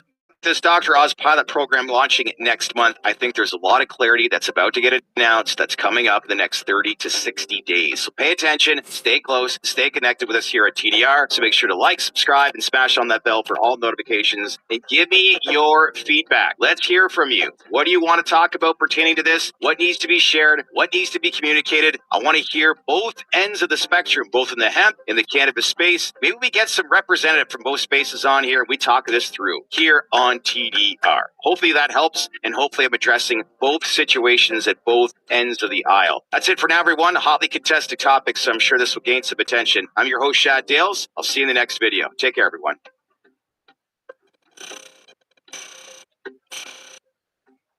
You know, we appreciate Shad. We've been working, man.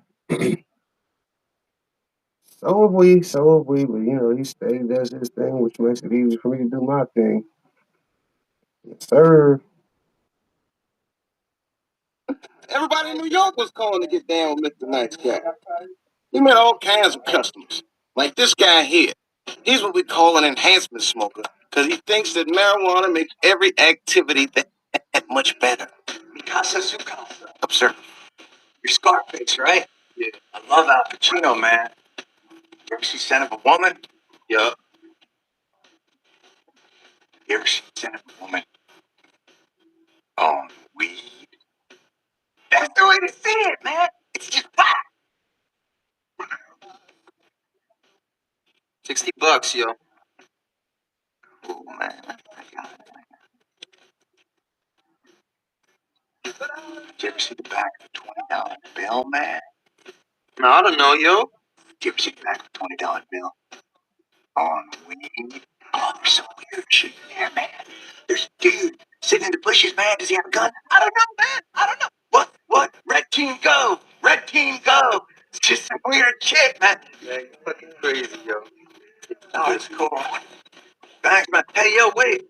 Dude, I'm gonna check out the stars later. It's really trippy. Especially on weed, man.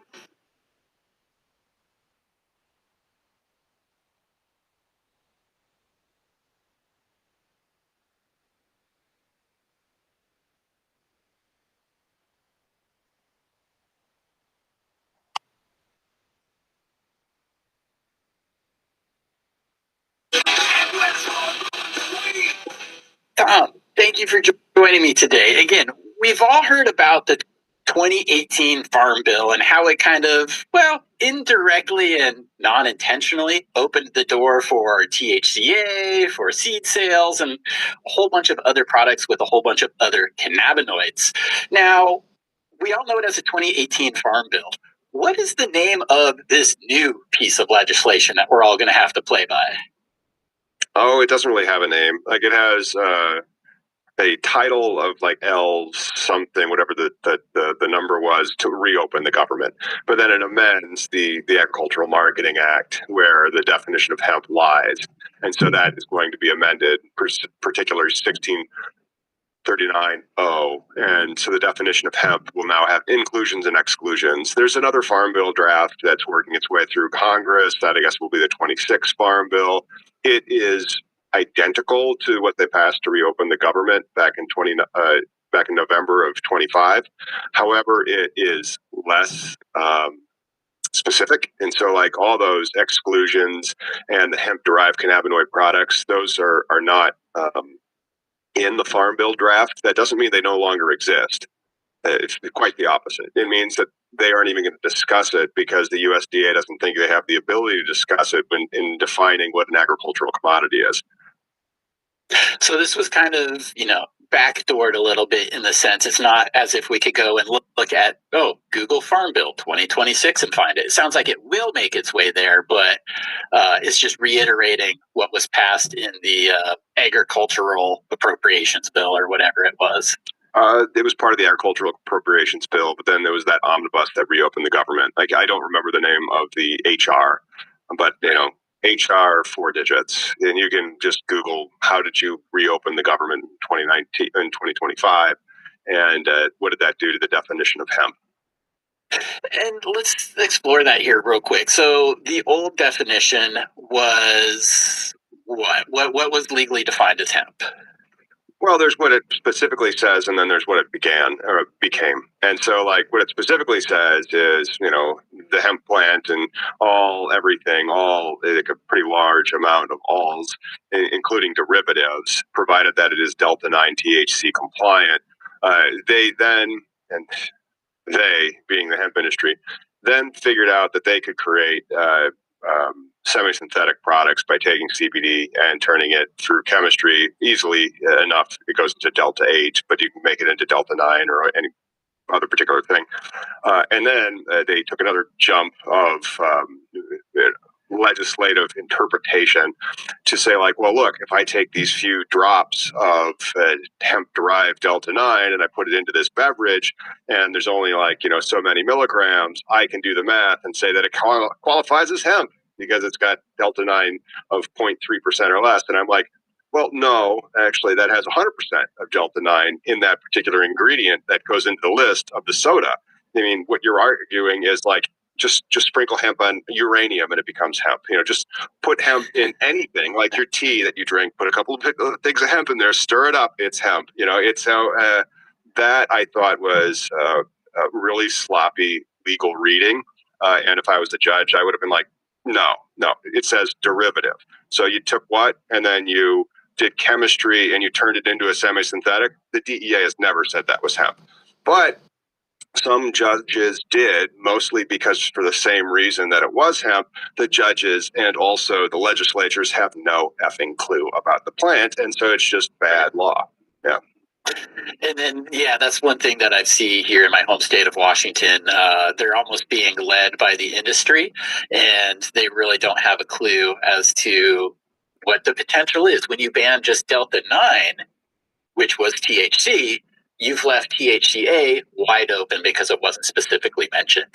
So how does It was specifically mentioned in the methodology for testing and also for the methodology for having a hemp cultivation program in your state or in your Indian jurisdiction.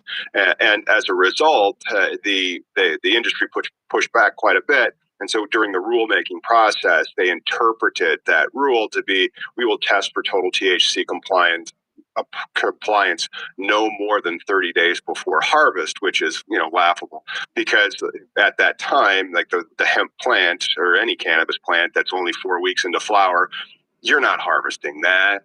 It's not ready. Its cannabinoids are not even close. And so then you're going to harvest, that's when you're going to test for THC compliance. I mean, like, it's that meme where they're winking and stuff. And so, that was worse law done to purportedly protect farmers that were supposed to be, cultivating type 3 cultivars like AC/DC and Trump and the Wife and Lifter and Cherry Wine and all the things that the hemp bill started out with that were a 20-to-1 CBD THC ratio genetic. Well, that ain't what happened. And I kept advising clients, and eventually just stopped representing hemp clients, around after COVID, because it was just, how do I get around this, or how do I sell that without any record keeping? And I'm like, don't. The DEA says no, and you're looking at an enforcement vacuum, and so that enforcement vacuum is kind of snapping shut now, and I think it's going to get a lot worse in the coming months after the definition is in place. I think we could see some federal raids. I definitely think we will. And one of the, rules, even as the 2018 Farm Bill got signed in, it wasn't automatic for a lot of the players that are in today's THCA or even genetics market, because there was still the source rule. And the source rule came from the DEA. It basically said, hey, if you're growing, or if you're selling seeds, right? Seeds have less than 0.03% THC, but they came from a plant that produces more than that. So the source is illegal, therefore you can't necessarily have this. How has that, as far as like seeds and things, or let's just say, how has the percentage definition changed from the old bill to the new bill? Now they have a total concentration of tetrahydrocannabinols. And so they've created new laws to define what THC means, and the FDA just blew a deadline to assist in understanding what that new law means as to the THCs, the total concentration of and it's not just THC, it's total hydrocannabinols, and they make it plural because there was supposed to be a list of all the ones that get you high, and the FDA was supposed to put that out last week, and they totally blew the deadline. And that's the main definition. That's the main a textual definition change. Then what they did is they added a whole bunch of exclusions. And so they added some inclusions, industrial hemp, like when you're growing it clearly for seed or for fiber or to make wood out of it or to make industry out of it, row crop it, cordage, clothing, all the things that they thought that they were legalizing when they legalized hemp in the 2018 Farm Bill. That's been included. And then there's exclusions. And so they've excluded the seeds. They've excluded hemp-derived cannabinoid products. They've excluded, any container that has more than 0.4 milligrams of the total tetrahydrocannabinols in it. And that's another thing the FDA was supposed to get us last week was, how do we define this container? Is it like, if you buy a 6-pack of the beverages, is it the 6-pack or is it like the individual beverage? And so we don't know. We still don't know. Or is it the serving size? But who knows? Yeah. Right. And just because they've missed the deadline, that doesn't, for the definitions there, does that mean that this new law is not going to go into effect, or is it on its way regardless? Yeah. And so a deadline doesn't change the effective date, but it does show more of an enforcement. And so there may be a lack of enforcement in certain aspects of the new definition. Okay. Well, because this is a show, it's all about breeding and it's all about genetics. Really, seeds is primarily our focus here. So does it matter that seeds contain less than the legally defined THC limit in the new bill? No. That's the only time they look at the genetic material. So they look at the genetic material for the definition of seeds in the exclusion section. So if your genetic material will result in a total THC concentration plant of greater than 0.3, then you are not looking at seeds, you're looking at marijuana. And so there's that. And then then you cross-check that against the definition of hemp, and it just says the plant and all parts of the plant, and then there's the total THC limitation. So you do have a clone or a tissue culture loophole just kind of staring you at the face, because they define the seeds as an exclusion, provided that it will make the THC, but then they don't define the hemp definition with anything about the genetics of the THC, only the presence of the THC. And I want to point out for people who are watching the show too, Cannabis Legal News is where you can find Tom every Sunday. And throughout the week, there's a lot of really great videos that you have been putting out, which kind of break this down further. So if anybody's curious and wants to actually go deeper with what we're talking about, Cannabis Legal News, check them out on YouTube. It sounds like we're going back to the source rule, basically. Again, the seed doesn't have that much THC, but the plant it came from does, so it's illegal. We've all seen a differentiation between state and federal laws here. Will shipping from one state to the next, and we're talking seeds again, we're talking seeds here. Well, maybe clones too. We'll get to that. But will shipping, seeds from one state to the next be considered a federal crime? And if so, what level of federal crime? Class C or? Yeah, and so typically seeds they're very light, and so as a result, it's not salacious, right? Now, the way that they'll probably enforce seeds is you'll get debanked, like your credit card processor will be shut down. You'll be kicked out of your bank. That is not the federal government enforcing. That's banking and payment processors saying, look, they would come after us, and so we're just going to kick you out and not do it. And so that's very similar to how it is in banking and cannabis.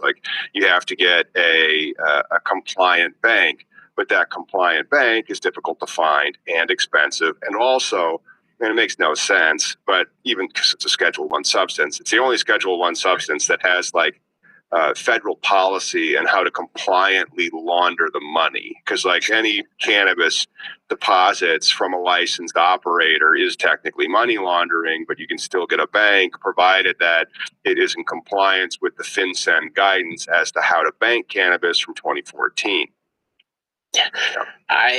I still am perplexed by this, and nobody has answered it, and I don't expect you to either. I'm just putting this out there. But the whole RICO statute, you're not able to take proceeds from an illegal activity, yet every cannabis producer, which is in violation of federal law, still has to pay their federal taxes on it. So they're collecting money from an illegal activity. Isn't that RICO? But that's more of a... It's organized. And so, like, you have to have a group enterprise that they knowingly is doing something false or fraudulent, as a racket to generate cash. So I don't think that there is that worry right now as the seeds are hemp. They will not be hemp soon. But then you have a clone and a tissue culture loophole. Because the fruit of the poisonous tree really isn't like where the source rule and hemp idea, the illegality comes from. I don't think that applies. I think that applies to like the THC that's in it. So the THC is still legally hemp afterwards, but like that's the seed, even if it came from like that type of genetic that might have turned it into it, you look at the plain language of what the hemp definition is, and it doesn't say that. If they wanted to say that, they put that in there. So it just says THC level in the plant. But and then they try to like prevent those genetics from getting anywhere by doing the seed, they really screwed up by not defining the genetic in the plant material itself. And so like they could have like killed all the loopholes, but instead they just created a more upstream loophole that I don't think anybody will really complain about, because I don't think really a lot of people are complaining about the seeds. I think some people are, otherwise they wouldn't have banned them. But it's really the unfettered just dealing of weed that's going on in gas stations throughout the United States.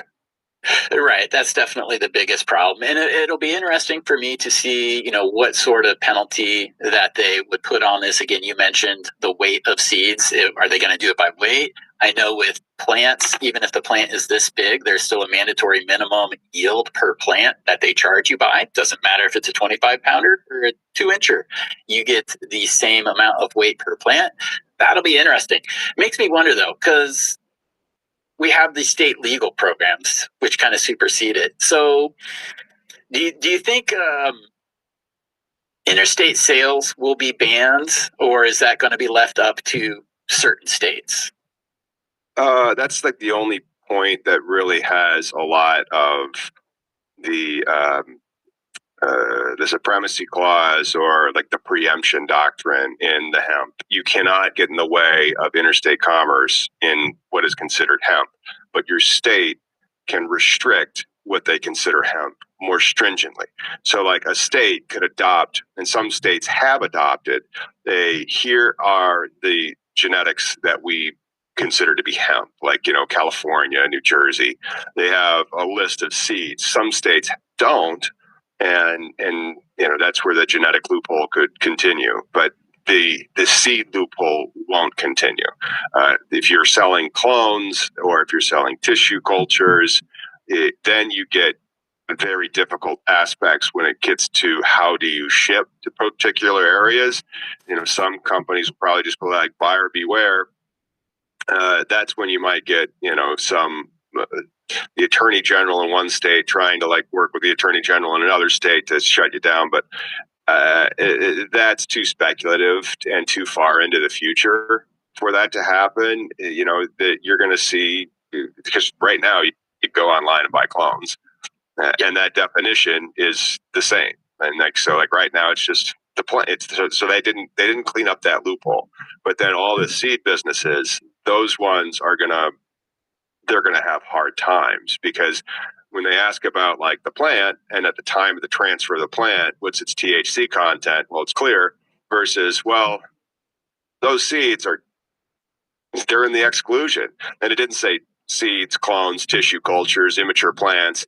It just said seeds. Yeah. Yeah. And, you keep mentioning, potential loopholes within this. Again, it's all about the language that is or isn't in there. And so you said there's no specific mentions of clones or tissue culture. I do want to point out for people watching, everything you send over a state line is supposed to have a phytosanitary certification in the first place.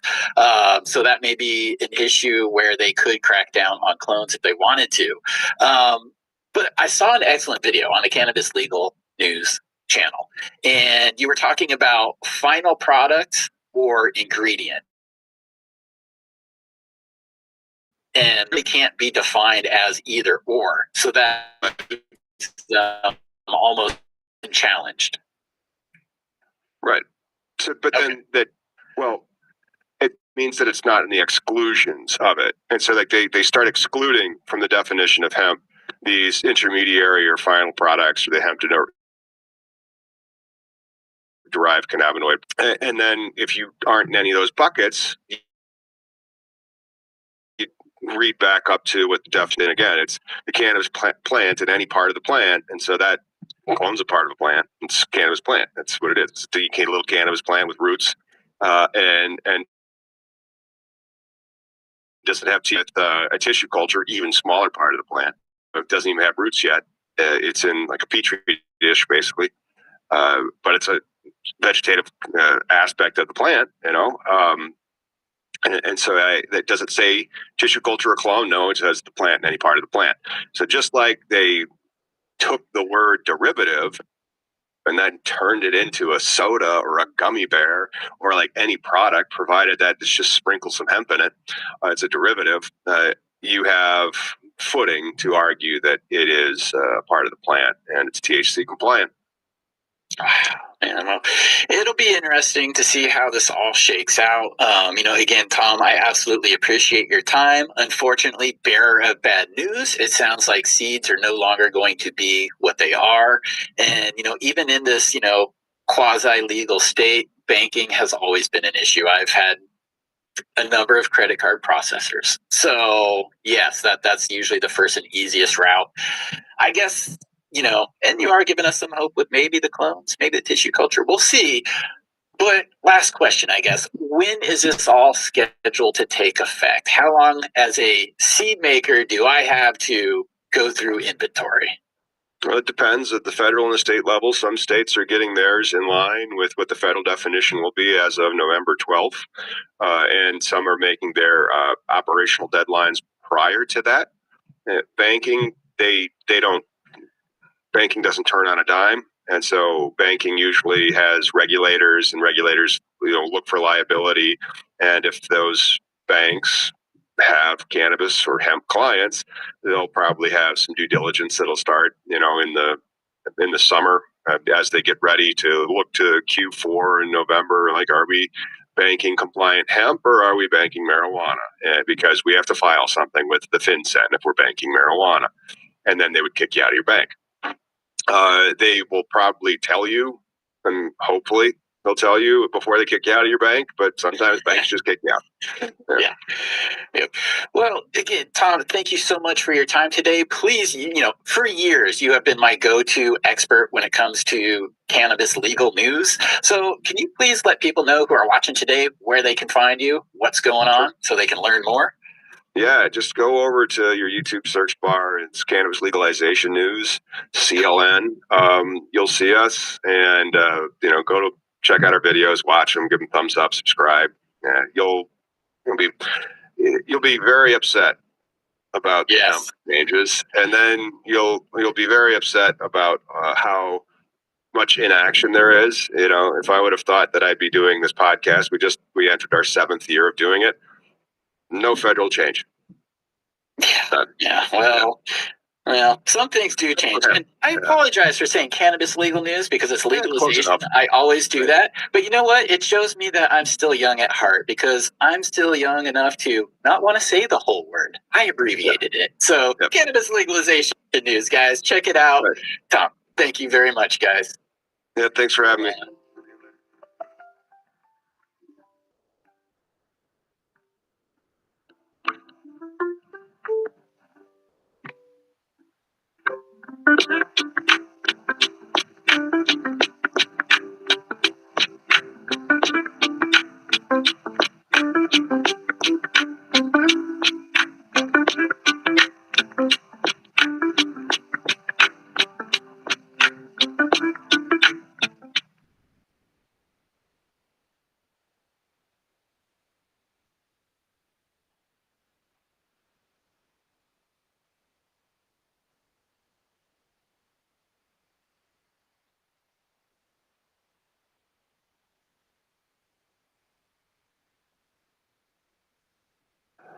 With our big story tonight at 9, what is that smell? A Milwaukee County judge goes off over a lingering smell of marijuana. Maybe you've had that same experience. It wasn't just in his courtroom. Take a listen. I'm going to say I'm not thrilled that my courtroom smells like marijuana. And the hallway outside my courtroom smells like marijuana. Awful ton of marijuana.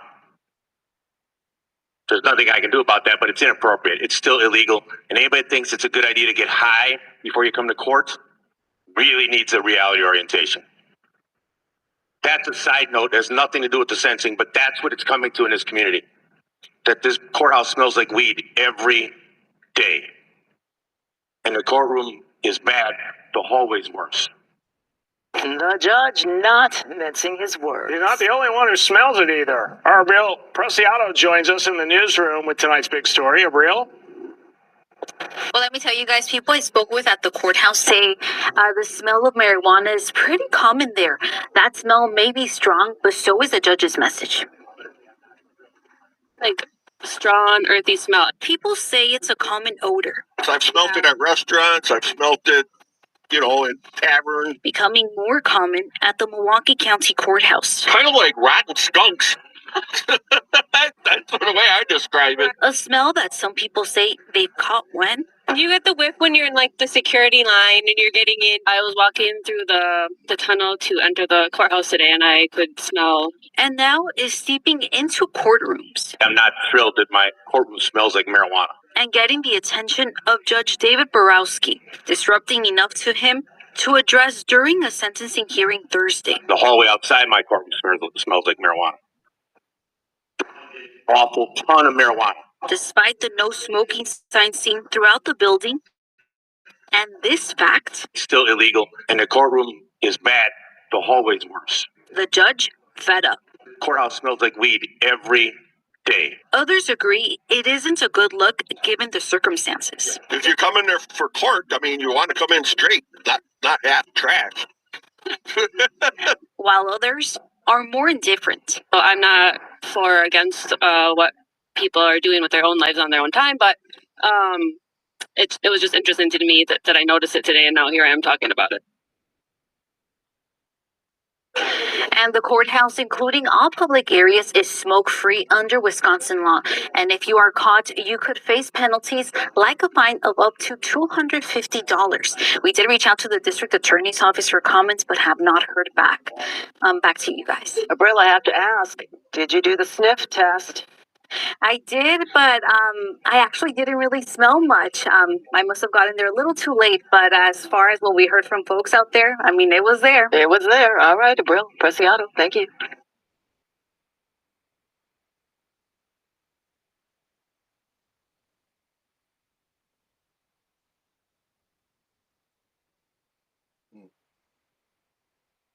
Gotta come back home Saturday and Sunday. From summer's end till the winter comes, till gray days turn to yellow ones. I stayed grinding for mine. I try to tell them once, to travel to the moon, you gotta brave the elements. And battle many goons, you gotta cage the elephants. It's elementary, I speak with a certain eloquence. I smoke hella blunts, a habit I've been developed since I was a young boy playing the silver ball. See them stand, feel them fall, Metallica, kill them all. Living like this is my last moment, but a moment could last forever. Snap a picture in that, colon. Get whatever you going, sip in your glass, hold it up. Hit the side on mine, get the tip in the back, go in. So many days we were sitting low. Better get busy living till the day you give it and then get to go where the sinners go. Pulling the cash and spend it slow, better make it fast redemption. No matter no money, yo, it's all expendable. You'll be alright, yeah.